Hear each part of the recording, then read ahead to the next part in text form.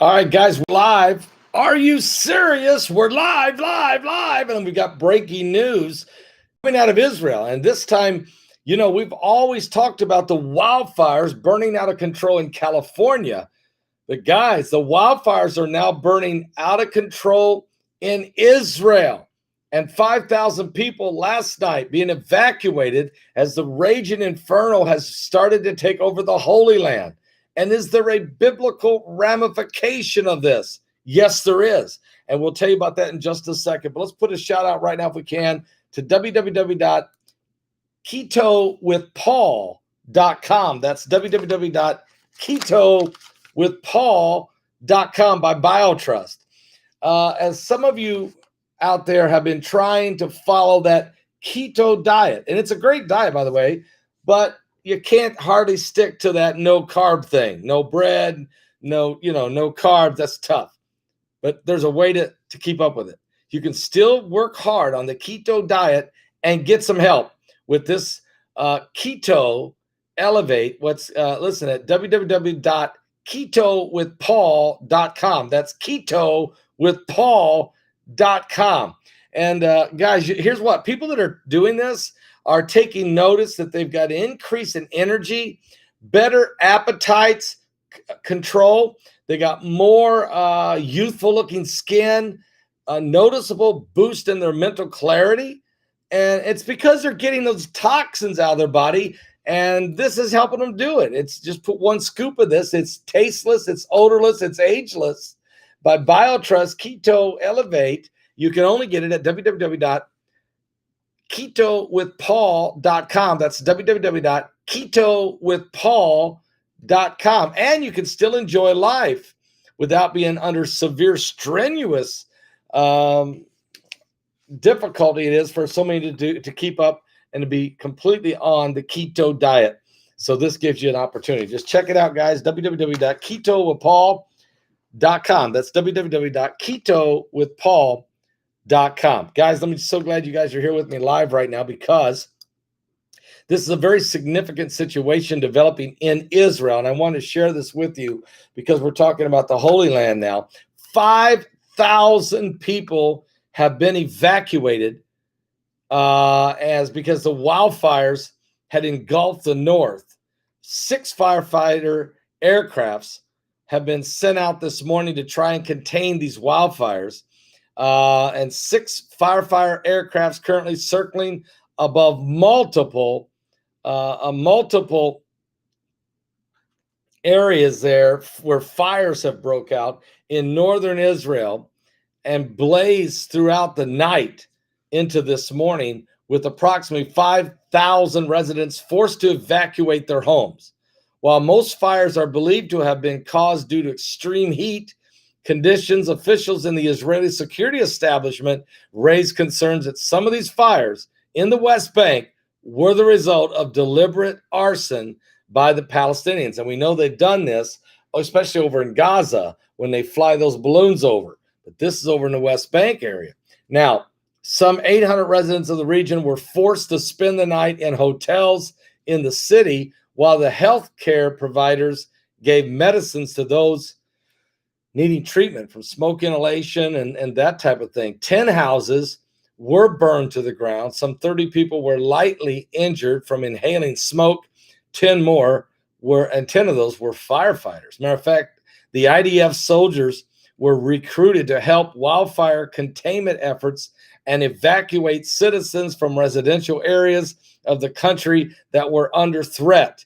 Friday morning, around 25 fire teams, including volunteers, were called to the area of Kfar Okram, located near the Modini Ilit. I'm sorry, because my Hebrew is not that great, to contain wildfires in the area, which engulfed a number of houses. Air support also arrived, and rescue services requested that residents of the village evacuate. So we're really praying for these folks. The amount of emergency service workers was not enough. However, a request was sent for more fire teams and air support in addition to the teams already at the scene. The fire department released a statement that read, "There is no control over this fire." Now, police arrived at the scene for the purpose of evacuating people from their homes, and a special unit was opened to coordinate all arriving security aid forces. And then later, Friday afternoon, the Israeli Defense Force soldiers from the Ephraim Regional Brigade were recruited to help contain the wildfires and continue evacuation efforts. And the area underwent an assessment by Brigadier General Colonel Norkin. Throughout Friday night, firefighters attempted to control the blaze, which had spread over 2 sectors of the land, and the teams retired and refreshed themselves at a certain point throughout the night and returned to their diligent work first thing this morning. 13 fire teams assisted by 2 firefighting aircrafts flying over the flames worked to put out the wildfires over, especially in the Churchill Forest today. A team was set up to investigate the cause of the fires. 8 fire teams and 4 aircraft worked to put out the blaze near Mount Dove in the Galilee region, and 5,000 residents of those towns residing beside the wildfires were evacuated. Now, some of them are starting to be able to return home since some of the blazes have been put out, or the blazes have already moved on. So, guys, pray for the Holy Land as it is up in flames, and they need some rain. They need some way to cool this thing down and dry. Everybody put a thumbs up right now, if you would. Put up a thumbs up right now as we're certainly watching what's going on. Thank you for praying for Israel. Pray for the peace of Jerusalem, and you will prosper. And certainly there is some biblical ramifications to all of this. In the book of Joel, it talks about that the land will blaze in front of them and behind them. It talks about a time, of course, of the early and latter rain. It talks about the restoring, the years that the locust is eaten, the caterpillar and the palmer worm in the land. It talks about also that in the last days, the Lord said, "I will pour out my spirit upon all flesh, and your sons and daughters shall prophesy, and the old men shall dream dreams, and young men shall see visions, and upon the handmaids and servants I will pour out my spirit this day." And so this is what I'm saying. God has restored. Remember what Jesus said. Jesus rose from the dead, and they asked him in Acts chapter 1, verse 8. They said, "Lord, can you tell us, are you now going to restore the nation of Israel, the kingdom of Israel?" And Jesus said, "Look, that's not for you to know the time or the seasons that my Father has in his own power. But it is important for you to know that you need to be endued with power from on high. For the Lord will make you witnesses in Jerusalem and in Judea and in Samaria unto the uttermost parts of the earth." So what happened? Well, the temple was destroyed in 70 AD, just like Jesus prophesied it would be. And the Romans even turned over every stone of the temple. They just left that one wall over there that people pray at now. And get this, when you look at the situation, you begin to realize that the prophecies were coming to pass. When would Israel be restored as a nation? Jesus said, "You won't know. That's not for you to know. That's in my Father's power." Well, folks, Israel was restored in 1948. It took almost 2,000 years for that prophecy to finally come to pass. Why did it come to pass? Because now we're in the last days. And the Jews who were sent into Israel, along with the Jews that were still living there and Arabs, formed the nation of Israel in 1948.